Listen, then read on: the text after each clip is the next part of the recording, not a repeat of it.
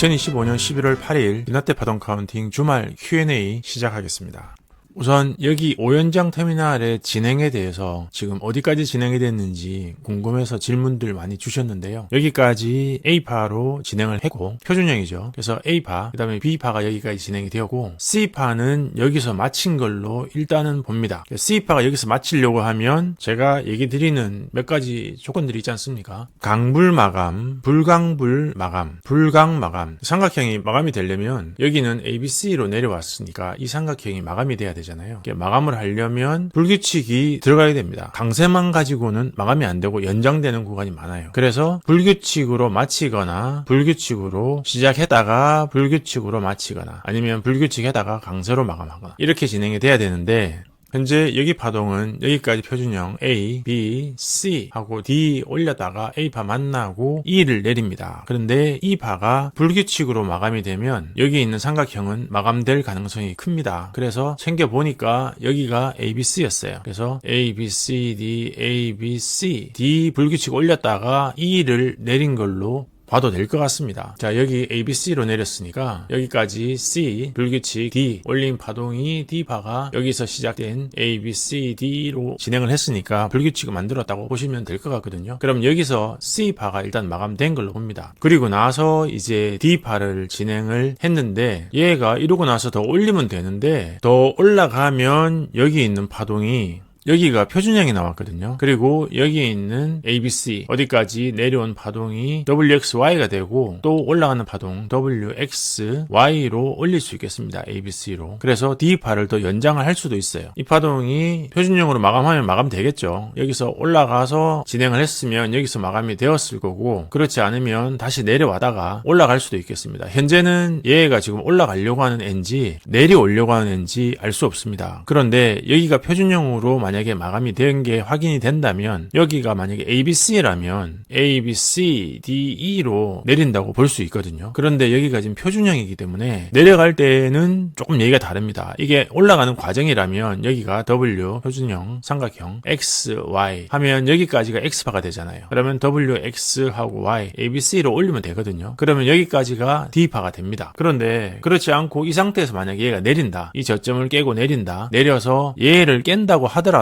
이 파동은 마감이 안 됩니다. 삼각형 E파에 마감이 안 되는 거죠. 여기서 내려와서 이 저점을 깨도 얘는 마감이 안 되고 A, B, C밖에 안 돼요. 그리고 나서 이 파동에 대한 618을 되돌리고 다시 E를 내립니다. 그렇게 해야 됩니다. 그래서 여기 있는 파동이 지금 어떻게 마감이 되느냐 이 상태에서 마감하고 올리면 이게 WXY가 되고요. 그리고 올라갈 때 ABC 만들어서 올리면 이 파동이 WXY로 삼각형의 D파가 되죠. 그런데 그렇지 않고 올라가는 척 하다가 내려서 이 저점을 깨고 내려오면서 이 저점도 깬다. 그러면 파동이 마감되는 게 아니고 만약 여기가 ABC로 WXY로 진행된 파동이었으면 여기 저점을 깨고 내려오면 이 파 최소치 만든 거거든요. 그러면 마감이 되었을 수도 있어요. 표준형으로 하고 여기 DD라인 그어가지고 DD라인보다 치고 올라온다. 표준형 마감 그 다음에 DD라인 뚫고 올라오면 마감하고 올라오는 파동일 수도 있습니다. 그런데 얘가 지금 현재 WXY로 마감한 게 아니고 표준형으로 마감을 했기 때문에 이 파동은 만약에 내려가는 방향이라면 삼각형 A파, B파, C파까지만 진행이 된 거예요. 그래서 618을 올렸다가 D파 올렸다가 다시 이 파를 내려야 마감이 됩니다. 자, 그런데 지금 현재 파동은 얘가 내려가려고 하는 파동인지 아니면 WXY의 X파동인지 아직은 모릅니다. 그러니까 방향이 정해지면 그 얘기는 위로 올라가서 얘를 자동 마감시키고 올라가면 ABC 만들어서 WXY가 될 거고요. 그렇지 않고 얘를 뚫고 내려오면 아래로 마감하러 내려가는 삼각형 E파의 파동 진행 A, B, C, D, E로 진행하는 거로 보면 될 것 같습니다. 그래서 아직은 이 파동이 어떻게 지금 마감되느냐에 따라서 여기 나와 있는 D파는 방향이 정해질 것 같다. 그렇게 보시면 될 것 같습니다.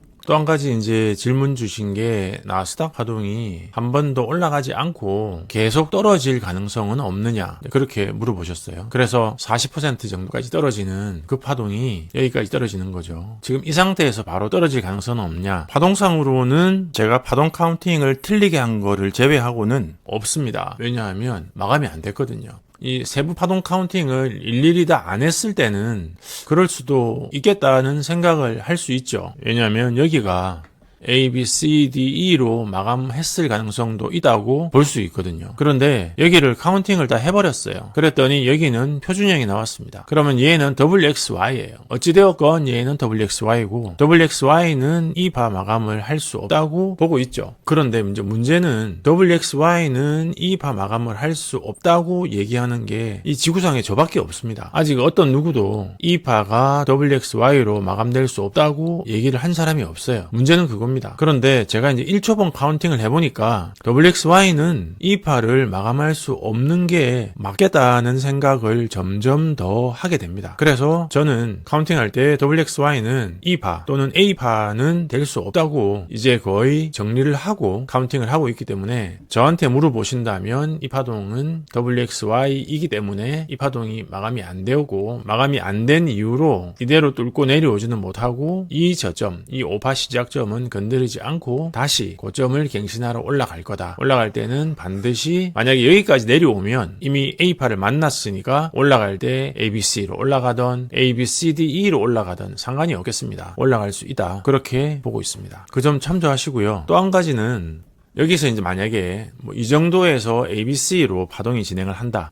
그런데 ABC로 진행하는 파동이 얼마나 진행할지는 전혀 알 수가 없습니다. 짧게 끝날 수도 있고 상황이 안 좋으면 짧게 끝나겠죠. 상황이 또 좋으면 또 진행을 할 수도 있어요. 그런데 이제 중요한 거는 그 파동이 마지막일 것 같다는 거죠. ABC가 마감이 되면. 그러면 다행인 거는 여기 있는 파동이 WXY이기 때문에 XZ가 되면 ABC가 반드시 나와야 된다고 그랬지 않습니까? 그러면 터미널이 나왔을 때 마감 파동을 예측할 수 있는 모델을 저희는 가지고 있으니까 그 모델에 맞춰서 고점을 예상을 하면 되겠습니다. 그런데 그게 얼마나 계속 올라갈지 만약에 A, B, C, C, C 이렇게 계속 올라가면 올라갈 수도 있어요. 억지로 올리면. 그래서 아마 연말까지 그렇게 해서 펀드 매니저 들의 사익을 조금 챙기는 장이 나오지 않을까 싶기는 합니다. 그리고 나서 표준형 마감하고 밀렸다가 고점에서 탈출하지 못한 사람들한테 미안한 마음에 되돌림 해서 실패한 C파를 만들고 내려오는 장으로 진행을 할 수도 있고요. 그게 내년 초까지 미뤄져다가 내년 초에 만약에 상호관세 대법원 판결이 나오면 그때부터 시장의 변동성이 시작이 될 수도 있겠습니다. 사실 미국의 상호관세 는 헌법에서 지금 부과된 의회의 고유 권한입니다. 그런 상황이기 때문에 트럼프 행정부에서 IEEPA 법을 기반으로 해가지고 상호관세를 부과한 게 2심까지는 불법으로 일단 나왔고요. 3심에서 지금 심리를 하고 있는데 일단 미국 헌법의 기본 원칙에 어긋나고 미국은 한국처럼 이게 성문법을 가지고 있는 나라가 아니지 않습니까? 헌법만이고 의회에서 모든 법을 다 정하고 또 실제로 적용하는 법은 판례법으로 운영을 하는 나라이기 때문에 대법원에서 만약에 판례가 나오게 되면 그게 앞으로는 법이 되는 겁니다. 그렇기 때문에 법관들의 성향이 보수냐 진보냐에 따라서 판단을 하기보다는 법 자체의 취지에 맞느냐 맞지 않느냐 그걸로 연방대법관은 판단을 하게 되어 있습니다. 그래서 법과 양심에 따라서 판단하라고